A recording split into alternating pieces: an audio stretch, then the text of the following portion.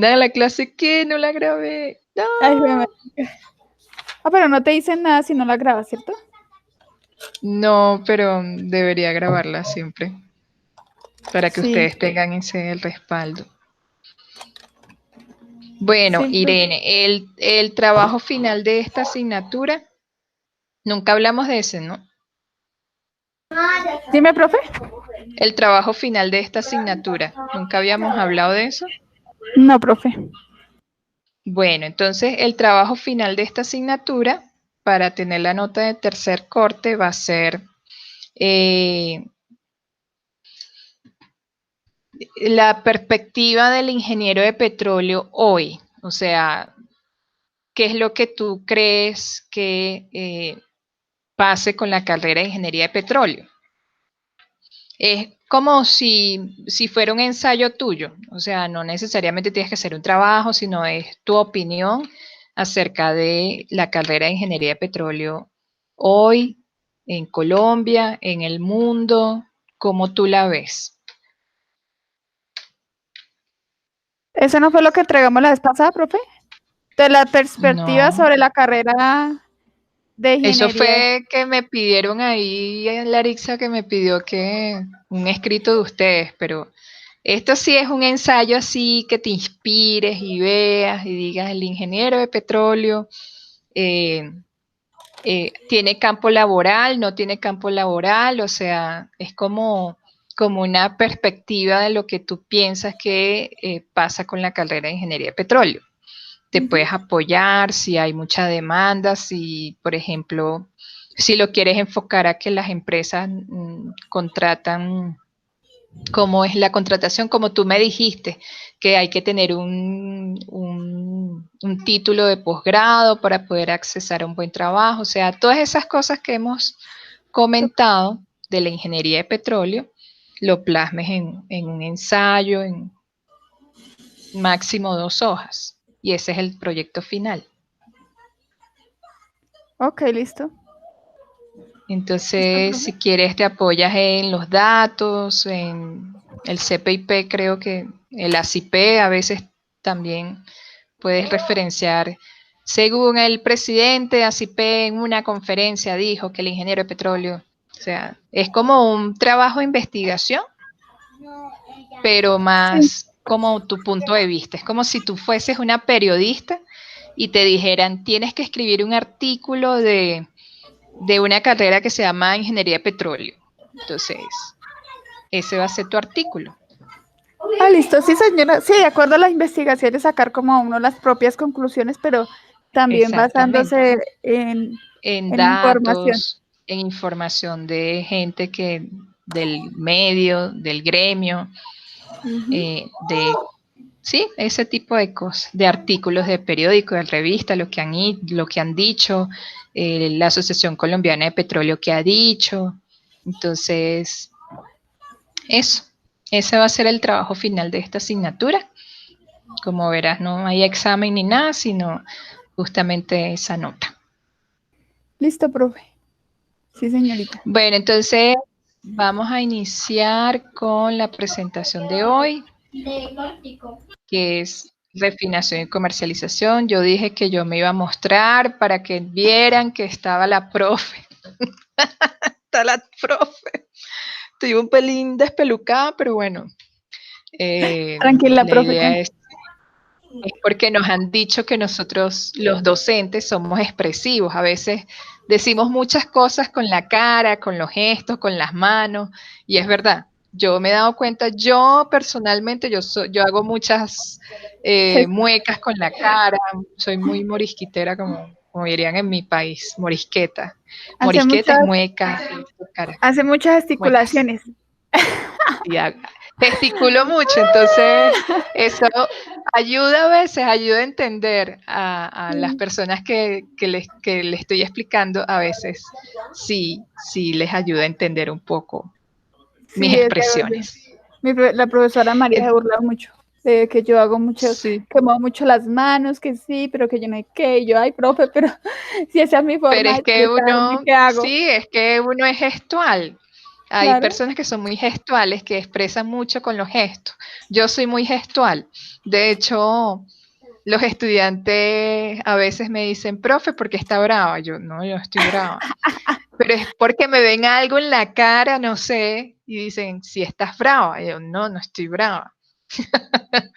Y trato de ese tipo de cosas no exteriorizarlas, pero sí me he dado cuenta que ellos perciben todo eso. Entonces, es una forma de comunicación. Así yo no me dé cuenta, pero yo me comunico así. Sí, es muy expresiva. Sí. Bueno, entonces hoy vamos a seguir con la parte de refinación. Ya estamos ya entrando en la fase final de la cadena de valor de esta carrera de ingeniería de petróleo. Y comercialización la vamos a ver la semana que viene. Esta semana vamos a ver refinación. ¿Qué es refinación? Otro hermanito gemelo que tenemos que es el gas natural, que también es una cadena de valor que también tiene mucho impacto, genera mucho impacto en esta profesión, en esta carrera, y comercialización que lo vamos a ver después. Entonces, refinación. Refinación no es más que separar del crudo los componentes que nos interesan. En este caso, queremos sacar gas del crudo, queremos sacar gasolinas, queremos sacar querosén, queremos sacar diésel, queremos sacar nafta, queremos sacar muchos productos de ese crudo que viene de los yacimientos, pero para obtenerlos necesitamos pasar por un proceso de refinación. Y ese proceso de refinación no es más que meter ese crudo a un proceso de separación. ¿Cómo son los procesos de separación? Lo podemos hacer vía destilación, lo podemos hacer vía craqueo, o sea, al romper la molécula, o podemos hacerlo vía reducción de la molécula mediante la incorporación de otros elementos. Entonces, en este caso vamos a ver la destilación, que es el caso más común de refinación, la destilación fraccionada, que es justamente de ese crudo ponerlo a calentar y cada vez que él vaya pasando por una temperatura ir recogiendo los condensados o los destilados que se va a obtener a medida que va cambiando su temperatura. Ese término fue heredado del siglo XIX, ya que antes no se tenía gasolina. Yo creo que les comenté eso, o fue aquí, sí, ¿no? Que antes se obtenía aceite de las ballenas.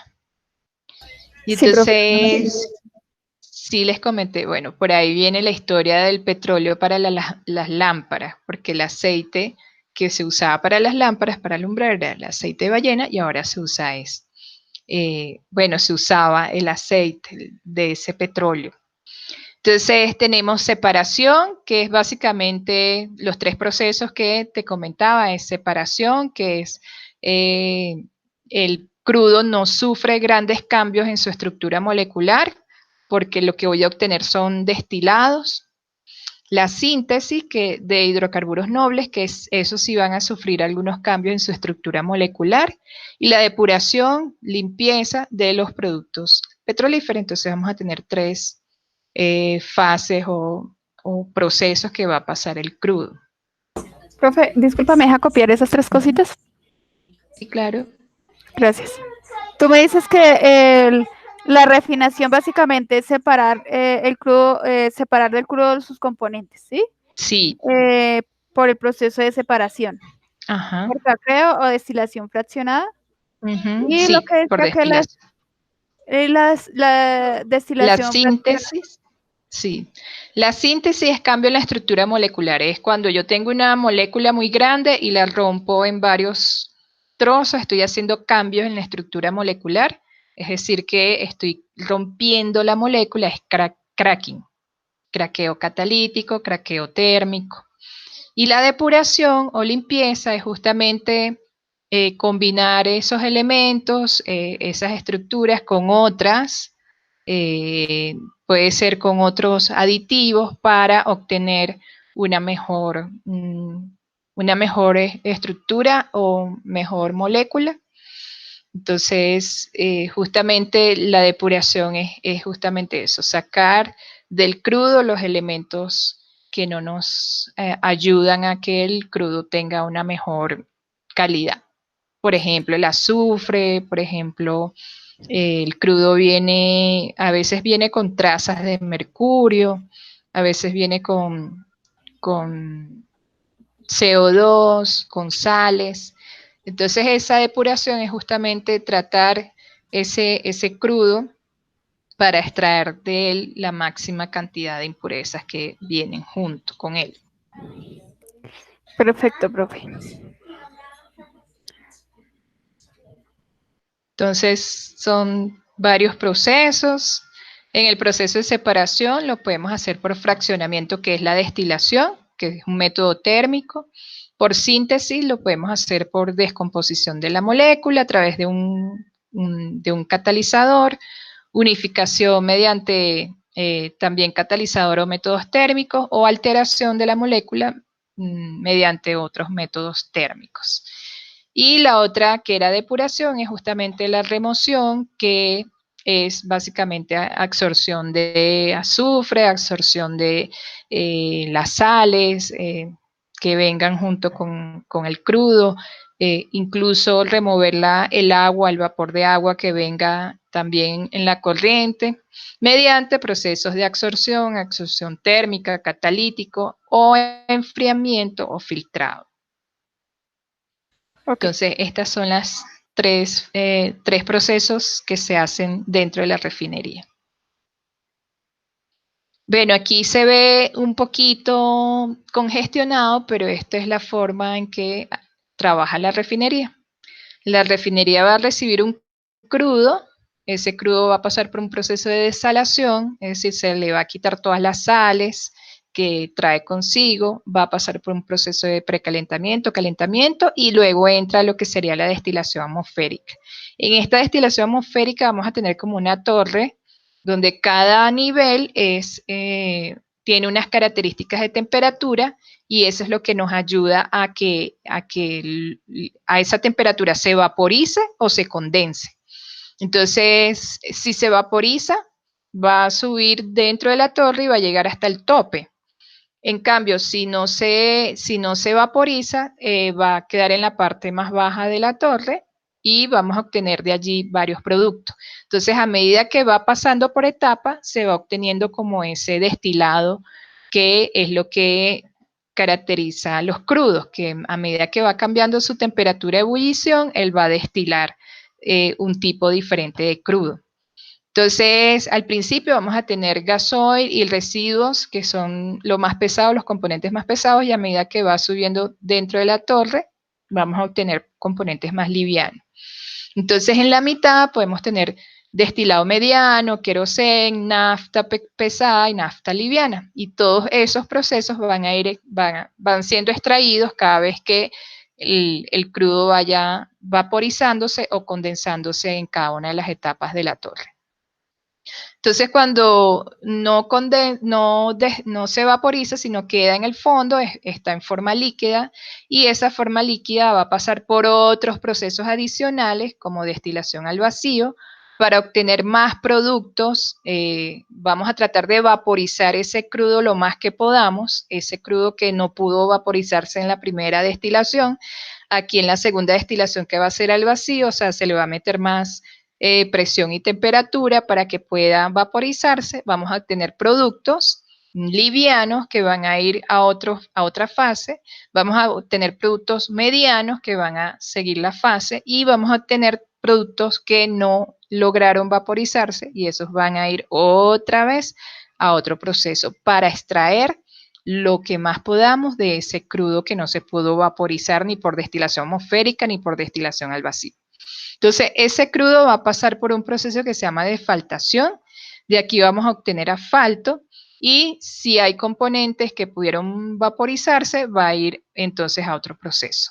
Si no, entonces de aquí, de esta destilación al vacío, también voy a tener otro proceso que se llama coquificación, que es obtener el coque, que es como una especie de carbón que se forma en el crudo cuando se quema, se forma como una especie de sólido que parece como un carbón.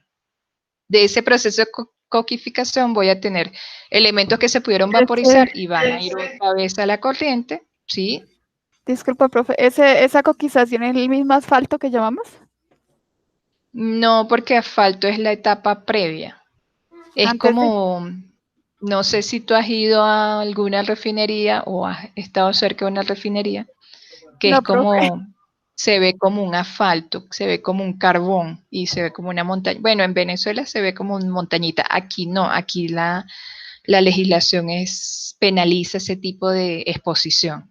Entonces el coque que produce, por ejemplo, el Reficar, el coque lo tienen que almacenar para evitar que haya partículas en el ambiente y puedan contaminar. En eso sí son muy exigentes allá en Cartagena. Entonces la refinería prácticamente no deja que el coque se pueda ver porque hay que envasarlo y hay que, por disposición ambiental, no hay que dejar que el coque vuele ni vayan las partículas de coque a contaminar. Pero es como una especie de carbón, es como cuando se quema mucho el crudo, que queda ese, ese sólido allí. Bueno, Ah, ok, listo, profe. y si se logra vaporizar, entonces va otra vez a otro proceso. También pasa por todo esto que sale de destilación al vacío, va a defaltación, a coquificación y a viscorreducción. Aquí sí, si aquí ya no sale más nada de ese crudo, olviden lo que ya no vamos a tener más nada, porque es como la tercera fase. Entonces ya tenemos residuos, ya lo que se logre vaporizar de esta va a otro proceso, mientras que cuando tenemos ya destilado, que es un destilado no tan liviano, no tan pesado, ni tan gaseoso, liviano, este destilado medio va a lo que sería hidrotratamiento y extracción de solventes para crear un aceite refinado y de ahí hacer una desparafinación y obtener entonces lo que llamamos lubricantes, grasas, parafinas. Entonces es un proceso que se toma el destilado al vacío, pero se hace otro procedimiento distinto a lo que se hacía con los residuos y va a lo que sería productos como lubricantes, grasas, parafinas, vela. Es como la vela, la cera de las velas es parafina. Sí, señora. Entonces tenemos de todos esos procesos, pasamos a lo que sería craqueo catalítico, que es romper más la molécula, y de esos procesos vamos a obtener entonces ya eh, destilados que no van a ser tan pesados, en cambio los pesados sí van a ir a otro proceso que es tratamiento residual de la mezcla y los livianos van a ir ya a otro proceso de destilado de endulzamiento y tratamiento. El destilado medio sí la tiene fácil, el destilado medio no pasa por el proceso de destilación al vacío, sino que ya de una pasa a hidrocraqueo, es decir, rompe la molécula a punta de hidrógeno. Entonces, de aquí se obtiene nafta hidrocraqueada que va justamente a lo que sería la planta de gasolinas y nafta. El querosén ya de por sí es un producto que no necesita tanto procesamiento, entonces va a lo que es destilado para obtener luego lo que sería querosén como producto.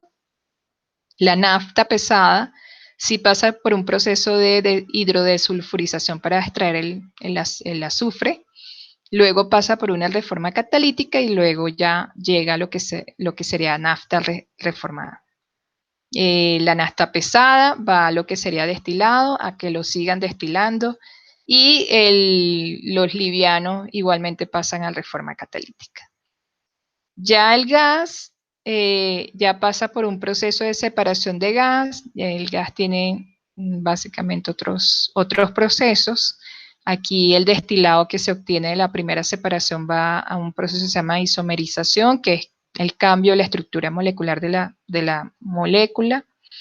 Va a planta de gas, a polimerización, a volverlo polímero, a alquilación, al volverlo alquilato, y lo que va a venta directamente. Esta polimerización también sale gas licuado de petróleo, que también es un combustible. Entonces, como ves, es un proceso, una refinería tiene muchos procesos. Esto nada más es un cuadrito, pero eso es equipos y maquinarias. O sea, invertir en una refinería es mucho dinero porque esto tiene muchos procesos y esos procesos cuestan mucha plata. Por ejemplo, una torre de destilación es una torre como de 10 pisos y son procesos que necesitan mantenimiento y necesitan toda una especie de aseguramiento de la calidad, de procesos industriales. Es una gran industria la refinación. Bueno, entonces, como resumen, tenemos procesos de fraccionamiento, destilación atmosférica y destilación al vacío, procesos de conversión o descomposición de la estructura molecular, el craqueo catalítico, la coquificación, el hidrocraqueo y la viscorreducción. Los procesos de unificación, de conversión, que son unificación, es la alquilación y la polimerización. Los procesos de conversión, que son alteración o rearreglo de la molécula, que es la reforma catalítica, y la isomerización. Y los procesos de tratamiento, que ya hay que poner ese petróleo o ese derivado o ese producto, perdón, en óptimas condiciones para su venta, entonces hay que hacerle una serie de tratamientos, como quitarle las sales, quitarle el agua que pueda contener, el CO2, el azufre, y todo lo hacen con estos procesos que están allí. Ok, profe. Entonces, aquí vemos una torre de destilación atmosférica, una instalación, un proceso, cómo empieza el proceso. Este es el proceso más sencillo. Entra el crudo a un calentador, un horno, lo pone a muy alta temperatura para llevarlo después a una torre de destilación, donde en cada etapa voy a tener productos. En la parte superior voy a tener entonces los gases que van a pasar por un proceso de estabilización. Luego va a pasar, los gases que salen de esta torre van a una planta despropanizadora, justamente porque lo que estoy obteniendo de vapor aquí son moléculas más pequeñas. Aquí obtengo butano, entonces ese butano va ya a lo que es la línea de venta de butano. De aquí de la despropanizadora voy a obtener propano y también voy a obtener algunos elementos que van a condensar de este proceso, y todo eso va otra vez a una fraccionadora que me va a dar gasolina liviana y otros productos. Entonces, de lo máximo que yo le pueda sacar, le voy a sacar al crudo. Aquí hay un diagrama de destilación al vacío, que es algo muy parecido, pero en vez de tener una torre de destilación a condiciones normales de presión y temperatura, voy a tener presiones muy altas, muy bajas, perdón, y unas temperaturas muy altas, para obtener la mayor cantidad de fracción vapor que pueda obtener y los condensados que voy a obtener de esta torre. Ok, profe. Los procesos de conversión o descomposición lo que buscan es básicamente romper la molécula para volverla más pequeña y obtener así componentes más livianos. Al ser más pequeña la molécula no voy a tener productos tan viscosos ni tan pesados. Entonces, esto comenzaría con el crudo que va a ir a una torre fraccionadora. Igualmente, aquí va a haber una descomposición térmica donde voy a tener los gases en la parte superior de esta torre y los líquidos que van a condensar en la parte del fondo. Mientras que en la parte intermedia voy a tener entonces productos que van a ir a una torre de expansión, una torre de reacción, y una parte que va a ir también a lo que sería un proceso otra vez en la torre en el reactor. Todo esto con la finalidad de obtener la mayor cantidad de productos que yo pueda pasar otra vez por el fraccionador. O sea, la idea es siempre llegar al fraccionador y que se me vaya por la parte superior. ¿Por qué? Porque en la parte superior es que voy a tener los elementos más volátiles. Y los elementos más volátiles van a ser la gasolina y el gas. Entonces siempre voy a tratar de recircular todos esos líquidos que salen del fondo otra vez a los procesos de los reactores, regenerador y otra vez a la fraccionadora. Este es otro proceso también adicional que se hace para lo que serían los sólidos, que es el coque, obtener un poco más de lo que se pueda tener del coque. Ok, profe, entonces lo del craqueo catalítico me dices que es la catalización que hace que rompa esas moléculas. El catalizador. Sí, que hace que rompa esas moléculas grandes. Sí. La coquización es pues ya como ese residuo que queda ahí, entonces lo que hace es que se va hacia ese lado para sacarle el coque. Ajá. Y el hidrocraqueo se hace también como una catalización, pero con hidrógeno. Exacto. ¿Sí? Sí. Eso estaría como en la parte media que tú me decías. Ajá. Y la viscorreducción sería pues bajarle la viscosidad como tal al petróleo. ¿Sí? Y la única forma en que uno le baja es con temperatura. Entonces yo caliento ese crudo, lo llevo a la torre fraccionadora, cada vez que él va pasando por la torre fraccionadora va a encontrar su punto de ebullición y ahí voy a obtener líquidos y voy a tener vapores y así puedo recolectar la mayor cantidad de productos, reduciendo justamente la viscosidad. Ok, listo. Entonces, ¿cómo nace el petróleo aquí en Colombia? Esta es una historia bien, bien chévere porque lo que no nos cuentan a veces es cómo fue la historia petrolera en los países. Entonces, aquí en Colombia se tiene desde hace mucho tiempo, o sea, ya esta industria cumplió 100 años de industria petrolera aquí en Colombia. Y no solamente eso, sino desde mucho antes se usaba el petróleo. Lo que pasa es que la gente no sabía para qué se usaba. Lo usaban, por ejemplo, los indígenas lo usaban para como una cremita para darle fortaleza a los músculos, para evitar el cansancio. Entonces se pintaban con crudo justamente con fines medicinales, pero no sabían que era petróleo. Entonces hay evidencia de que los indígenas tenían el uso del crudo. ¿Y cómo hacían? Porque había emanaciones. Cuando el crudo no tiene quien lo frene, porque él va buscando como una vía para poder llegar a una presión cero o presión atmosférica en este caso, él va migrando y cada vez que migra él va perdiendo los componentes más volátiles. Entonces esas emanaciones que hay en el suelo son producto de ese crudo que ha viajado y no se ha encontrado ni con una falla, ni con una estructura que le impida seguir migrando, seguir viajando.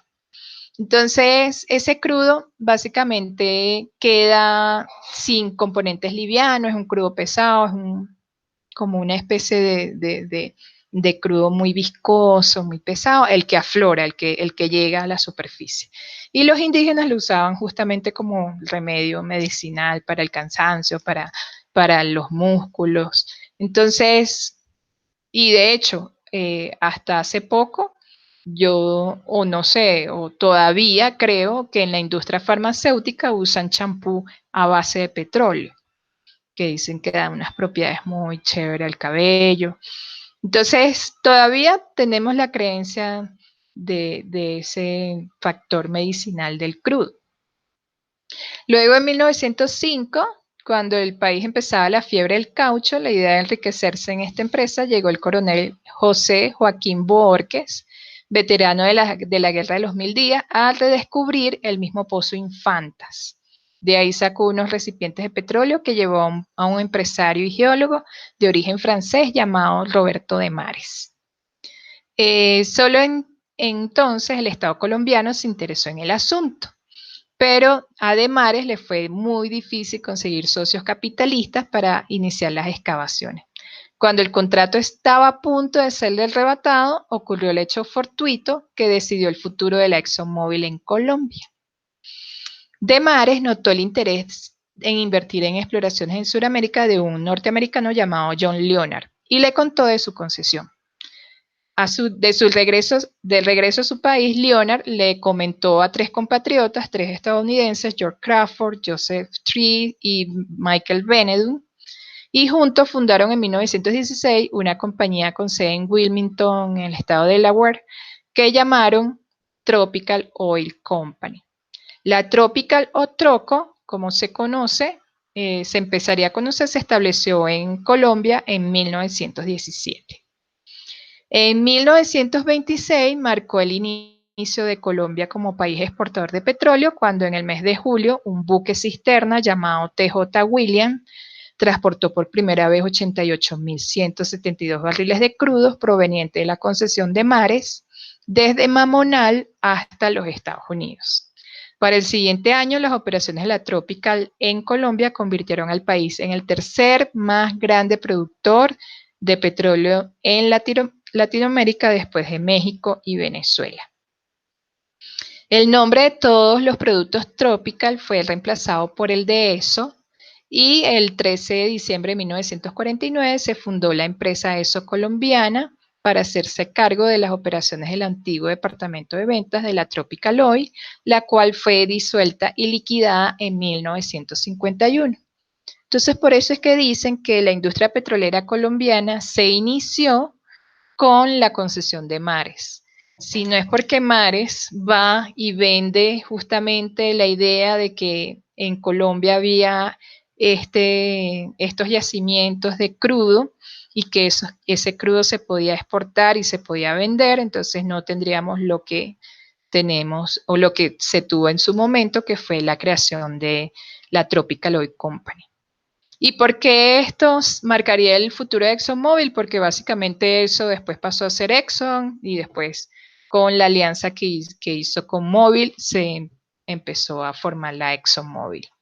Pero todo viene justamente de esas alianzas. O sea que eso se podría decir que es la más grande en Colombia. No, porque ya en su inicio sí, la Tropical Oil fue la única empresa o compañía explotadora de petróleo, pero luego se le fueron juntando más. Pero fue la que dio la iniciativa, la que empezó a producir ese crudo que estaba en los yacimientos, a traer inversión. Luego se cambió de nombre y se llamó ESO y ya se llama ExxonMobil. De todas formas, aquí hay un link que tiene más información acerca de la historia, pero básicamente esa es la historia de la producción de crudo aquí en Colombia y por qué se dice que se inicia con la concesión de Mares. Entonces, Mares fue un empresario y geólogo de origen francés y la concesión que estaba a punto de serle arrebatada, él la pudo recuperar vendiendo su participación y compartiendo su participación en esa concesión con estos señores que después formaron esta empresa, Tropical Oil. Ok. Luego, el 26 de mayo de 1905, Diego Martínez firmó un contrato con el gobierno colombiano para construir una planta de refinación y producir aceite para iluminación, usando crudo importado. O sea, desde 1905 ya se tenía una refinería en Colombia que se llamaba la Cartagena Oil Refining Company. El contrato de concesión indica que el concesionario debía construir una planta de refinación en Cartagena con una inversión mínima de $250,000, que me imagino que para aquella época era toda la plata del mundo. Claro. Sí, luego los trabajos de construcción de la planta comenzaron en 1920 en Barranca Bermeja, enfrentando las dificultades de trabajar en medio de la selva en una región aislada, cuando Barranca Bermeja era una selva, en 1920. La planta de refinación comenzó a operar en 1922, en febrero, y se inauguró en 26 de abril del mismo año. El 6 de marzo de 1926 se completó el oleoducto al llegar el tubo a Mamonal, cerca de Cartagena. Entonces, ya desde 1905 ya teníamos refinación en Colombia. Ahora vamos a hablar un poco del gas natural. El gas natural es una mezcla de hidrocarburos gaseosos, inodoro e incoloro, algunos hidrocarburos líquidos y eventualmente algunos sólidos. Además, contienen impurezas como agua, sulfuro de hidrógeno, dióxido de carbono y otros. Se encuentra en estructuras geológicas denominadas yacimientos, que se pueden clasificar en yacimiento de petróleo, donde el petróleo sería el producto principal y el gas el subproducto, el gas asociado, o yacimientos de gas libre, gas condensado, donde el gas es el producto principal. Y aquí no hay crudo, por supuesto. Entonces tenemos varias denominaciones para el gas. Cuando hablamos de gas húmedo, es un tipo de gas donde la parte líquida, es decir, el agua, no ha sido totalmente deshidratada. Es un sinónimo de gas rico. Tenemos gas seco, que es básicamente un gas cuyo contenido ha sido reducido por un proceso de deshidratación. Tenemos hidratos, que son justamente un material sólido como unos hielitos que se forman de un hidrocarburo con agua bajo presión. Tenemos deshidratación, que es el proceso para remover agua de los gases o los líquidos. El gas agrio, que es el gas que contiene sulfuro de hidrógeno, mercaptanos, dióxido de carbono, y es el que llega a la corriente de alimentación en las plantas de endulzamiento. Entonces, cuando van a endulzamiento es justamente para que pasen de gas agrio a gas dulce. Son términos de la industria. El gas dulce es un gas que no tiene, porque ya se lo quitaron en la planta de endulzamiento, el H2S y el CO2. Sí, y tiene ya las especificaciones de gas a venta. También es un gas tratado que sale en la unidad de endulzamiento. El gas ácido, que es el sulfuro de hidrógeno o dióxido de carbono contenido, que son extraídos en esas plantas. El endulzamiento, que es el proceso para remover el CO2 y H2S, y la recuperación de azufre, que es justamente cuando uno retira el H2S de los gases y del crudo, uno puede convertir ese H2S en azufre, que azufre sí es un producto muy utilizado en la industria farmacéutica porque básicamente está en todos los componentes de los champús. El champú, no te voy a decir tiene su azufre, pero en varios de sus componentes contiene azufre. Por ejemplo, para los anticaspas tienen componente principal azufre. El gas rico, que ya es el gas que alimenta una planta de procesamiento para recuperar líquidos. Por eso se le llama gas rico, porque de ese gas yo puedo condensarlo y obtener más productos líquidos. Y esos líquidos tienen muy alto componente calorífico, son prácticamente como gasolina, no necesitan mucho tratamiento. El GPM, que es justamente la medida como yo mido ese gas, por lo general se mide por galones por cada 1000 pies cúbicos, entonces uno dice GPM, uno no dice galones por 1000 pies cúbicos, sino que es una referencia GPM. Y se refiere al contenido de los componentes hidrocarburos del gas natural que pudieran ser obtenidos como productos líquidos. Entonces, yo de ese gas obtuve tanto GPM. Quiere decir que ese gas rico condensó y obtuve unos líquidos a partir de él. El gas pobre es todo lo contrario, es el que no tiene plata, no, mentira. El gas pobre es el gas residual remanente después de los recobros de líquidos de una planta de procesamiento. Es un gas no procesado que tiene poca o no tiene líquidos recuperables del gas. Entonces, si no tiene líquido, si no tiene liquidez, gas pobre. La recuperación de los líquidos es el porcentaje o fracción de un componente dado en la alimentación de la planta de procesamiento, el cual es recobrado como líquido. Entonces, siempre, como ya vimos en los procesos de refinación, en el gas también pasa lo mismo. Siempre voy a tratar de obtener la mayor cantidad de líquidos que puedan condensar de ese gas. Entonces, si obtengo líquidos, esos líquidos van a tener un alto potencial porque son prácticamente gasolina, no van a requerir tanto tratamiento como si lo necesita un crudo que viene con todos los elementos que vienen en la corriente. También tenemos unas denominaciones en inglés y en español que a veces uno se confunde, por ejemplo, LNG, que es Liquefied Natural Gas, para el español es gas natural licuado, GNL, pero se suele confundir mucho con Natural Gas Liquid o líquidos del gas natural. Gas natural licuado es justamente cuando ya yo tengo el gas que ya no le pude sacar más líquido porque ya no tiene más líquido que condensar, entonces ya es gas en su estado normal. Pero si yo lo llevo a condiciones criogénicas, es decir, bajo mucho la temperatura o le bajo mucho la presión, ese gas lo puedo volver líquido. Y es lo que hacen las grandes empresas para transportar el gas. El gas no se puede transportar como gas, porque entonces tendría que llenar yo no sé cuántos buques para meter un poquito de gas. Entonces lo que se hace es justamente llevarlo a esas condiciones criogénicas, llevarlo a unas condiciones de presión y temperatura donde él se pueda volver líquido, pero con fines de transporte. O sea, yo no estoy obteniendo líquido para obtener gasolina, nada, sino para poderlo transportar. Entonces, como el gas es compresible, yo lo comprimo de tal forma que va a llegar un momento en que esa compresión lo vuelve líquido. Y es la forma en que yo lo puedo transportar en estos buques tanqueros que tienen como las esferitas. Esos son los tanques metaneros que llevan el gas en líquido y después lo regasifican cuando llega al puerto de llegada.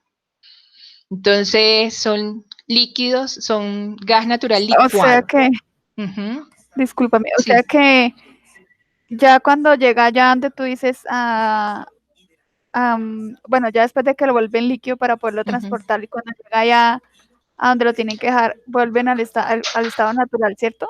Lo regasifican. Entonces lo vuelven a meter en una planta donde la planta hace que se vuelva líquido.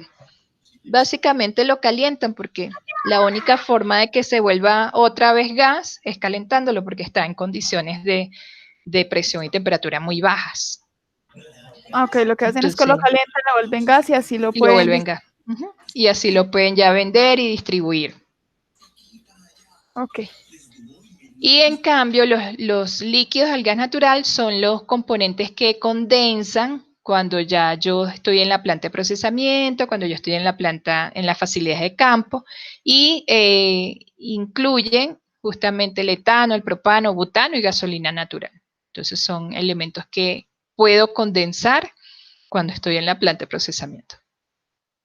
El gas licuado de petróleo es el que nos llega en las bombonitas a nuestras casas. A veces uno dice, ay, pues, bueno, ¿cómo es que le dicen ustedes? Ustedes no le dicen bombonita, ustedes le dicen pipeta. Pipetas de gas. Exacto, entonces a las pipetas. Y las pipetas lo que son es el gas que está comprimido, justamente vuelto como licuado, como líquido, para que cuando se conecte a la estufa pueda volverse gas. Entonces es básicamente propano-butano que nos llega a todos en las pipetas. A veces cuando se ve a ver si hay gas en la pipeta, ¿no? No sé si lo has hecho, pero no. Uno lo mueve así como para ver si hay gas, gas licuado. Sí, esa es mi pregunta, listo. Ahí está el gas licuado que dice que está líquido, ¿no? Sí. Y al salir sale gas. Sale gas por la válvula, porque tiene una válvula que hace que se vaporice ese líquido. O sea, es por presión, es por presión. Ah, ok, sí. Sale bastante presión. O sea, él está presurizado en la pipeta. Entonces, cuando lo expongo a gas, a presión atmosférica, él se vaporiza. Porque, porque porque a condiciones atmosféricas es gas. claro. Pero como está contenido en la bombón, en la pipeta, en la pipeta está presurizado, ahí está en forma líquida. Entonces, la válvula lo que hace es como atomizarlo. Y esa atomización hace que él se vuelva gas. Sí, entiendo. Ok, profe. El gas natural comprimido es otra forma de transportar el gas comprimiéndolo, o sea, llevándolo a su mínimo volumen, porque esa es la facilidad que tienen los gases, que pueden comprimirse. En cambio, los líquidos no son compresibles, o sea, el líquido si tú lo tratas se escapa por un lado o se bota por el otro, o sea, es difícil, imposible. Condiciones físicas de la fase líquida y gaseosa, que los líquidos son incompresibles. Gas a líquido son los líquidos sintéticos que yo puedo obtener a partir del gas, pero esto ya son procesos mucho más elaborados porque ya yo intervine y metí modificación de molécula, estructura molecular, metí otro componente que hizo que el gas, esos gases se volvieran líquidos. Y los hidratos de gas natural, que básicamente es como cuando se forma hielo a partir del gas y es por cambios muy bruscos de temperatura o cambios muy bruscos de presión. Puedo obtener esos componentes. ¿Por qué procesar el gas natural? Básicamente porque tengo que cumplir con especificaciones de venta, porque el cliente me va a pedir una calidad de gas que no tenga tal contenido de agua porque me resta poder calorífico. Si tengo concentraciones de CO2 y H2S, también me va a disminuir mi poder calorífico, porque yo lo que vendo es poder calorífico, así yo tenga, te puedo vender 3.000 millones de pies cúbicos. Sí, pero ¿qué poder calorífico tiene? Tanto. O sea, lo único que vende el gas natural no es como el petróleo, que el petróleo vende barriles. El gas natural se vende por BTU. ¿Por cuánto BTU puede generar? Y BTU es la energía que él puede proporcionar. Entonces, cuando uno ve los indicadores, por ejemplo, el crudo Brent hoy amaneció a tanto. En cambio, el indicador del gas es bueno, Colombia no se rige por ningún indicador, pero en Estados Unidos se rigen por uno que se llama Henry Hub. Y el Henry Hub lo que te dice es, bueno, es un tipo de gas que tiene tanto poder calorífico, genera tantos BTU por hora o genera tanto BTU por día. Entonces, lo que vende el gas es energía, no es cuántos millones de pies cúbicos tengo, ni mucho menos. Y por eso es que estas especificaciones tienen que ser muy claras, porque si tiene agua, entonces baja el BTU, el poder calorífico. Si tiene CO2, baja el poder calorífico. Si tiene H2S, baja el poder calorífico. Entonces, mientras más yo lo pueda tener en condiciones de venta, mejor voy a tener, mejor retorno de dinero voy a obtener. También tengo que ver que ese gas no tenga un punto de rocío, es decir, que no condense, porque ahí sí también grave, porque yo lo que estoy vendiendo es gas y lo que me aparece, imagínate que en la estufa de las casas salga líquido en vez de gas, entonces problema serio, ¿no? Entonces tenemos también que tener muy en cuenta el punto de rocío de esos gases.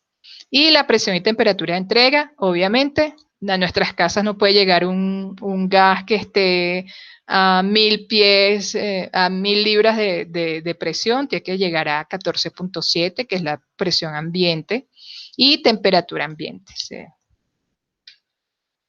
Y aún así tenga sus características. Entonces, como este gas también viene de un yacimiento, en los yacimientos puedo tener arenas, asfaltenos, parafinas, bueno, lubricantes no. Y eso ya, lubricantes químicos, eso ya viene dentro de todo el proceso. Si tengo vapor de agua, si tengo sulfuro de hidrógeno, si tengo dióxido de carbono, puedo tener otros componentes de azufre y puedo tener hidrocarburos condensables. Todo esto tiene que ser removido para venta. Yo no puedo vender mi gas si tiene algún componente de estos en unos porcentajes que no sea tolerable para el cliente. Entonces, aquí hay unos ejemplos de calidad. Por ejemplo, está Londres, United Kingdom, que es Londres, Irlanda, Gales, todos los países que conforman la Unión Inglesa. Está Norteamérica y está el Medio Oeste. Entonces tenemos que en Inglaterra no aceptan que el H2S esté por encima de 4.5 ppm en volumen. En cambio, en Estados Unidos te aceptan desde 4 hasta 16 partes por millón de volumen de H2S. Mientras que en el Medio Oriente, toleran hasta 8 partes por millón de volumen. Y así con, por ejemplo, el agua, el punto de rocío de agua no puede estar, tengo que conocer cuándo hay rocío, entonces las condiciones del rocío, lo que toleran es para menos 10 grados centígrados a 70 bar, mientras que en el Medio Oriente toleran punto de rocío a menos 3 grados centígrados en 26 grados Fahrenheit. Entonces ahí cambia la cosa. El poder calorífico, Inglaterra solicita que al menos tenga 800 BTU por cada pies cúbico. En Estados Unidos son más exigentes, 950, de 1050 a 1235 BTU por pies cúbico, y en el Medio Oriente un poquito más exigentes, 1020 a 1200 BTU por pie cúbico. El índice de Wobbe, que es una especie de relación de la energía con respecto al volumen, y el punto de rocío. Este era el punto de agua y este es el punto del rocío de los hidrocarburos. El CO2 máximo, aquí no hay límite, o sea, a United Kingdom le da igual si el gas viene con CO2, en cambio en Estados Unidos de 1 a 3% solamente lo toleran, y en el Medio Oriente es menos a 5%. ¿Sí? ¿Me ibas a decir algo? No, que tenaz lo que dices sobre, porque imagínate, si ese jodo como Sí, pero esto debe haber cambiado. Esto debe haber cambiado, sobre todo cuando los países firmaron el protocolo de Kioto, que una de las cosas es tratar de disminuir el CO2. Esto debió haber cambiado, esto ya no debe ser verdad. Al menos creo yo. Esperemos que sí. Bueno, como el crudo, el gas también pasa por una serie de procesos para quitarle el azufre, para deshidratarlo, quitarle el agua, quitarle los líquidos, los condensados, y llevarlo a lo que sería estabilización y fraccionamiento para venderlo.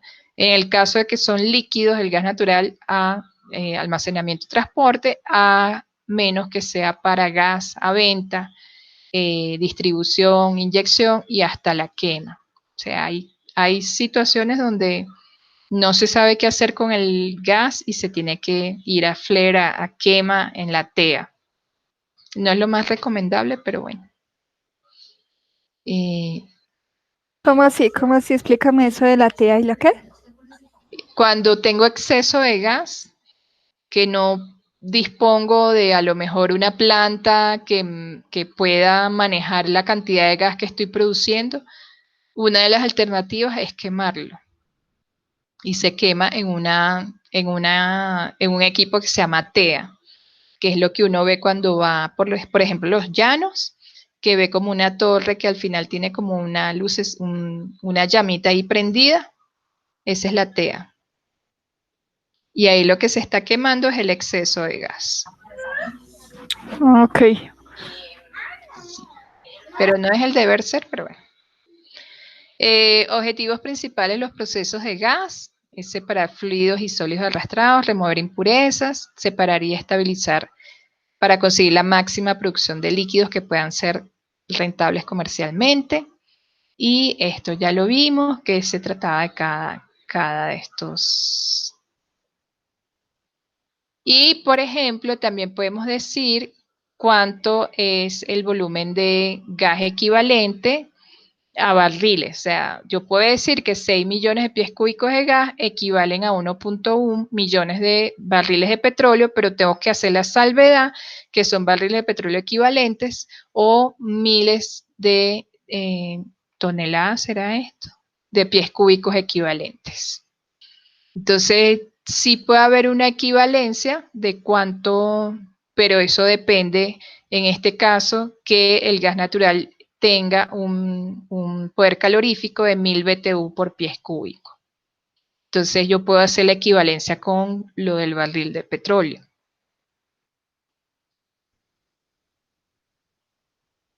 Claro, profe.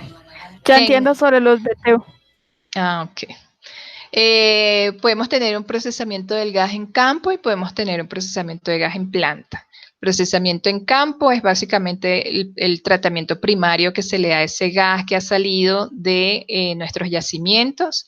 Se trata de separar la corriente de gas de la corriente de crudo y haciéndole todos los procesos que hemos mencionado, y cuando va a un acondicionamiento adicional es justamente porque va a ser procesado para venta como gas al sistema de transmisión y distribución a nivel residencial o clientes industriales, que ya es directamente la venta de gas a las industrias o a las casas, y cuando va justamente a ser exportado, que va a la planta de fraccionamiento o a la planta de licuefacción, ya cuando va a ser venta a clientes internacionales, que tengo que llevarlo a condiciones líquidas para luego venderlo.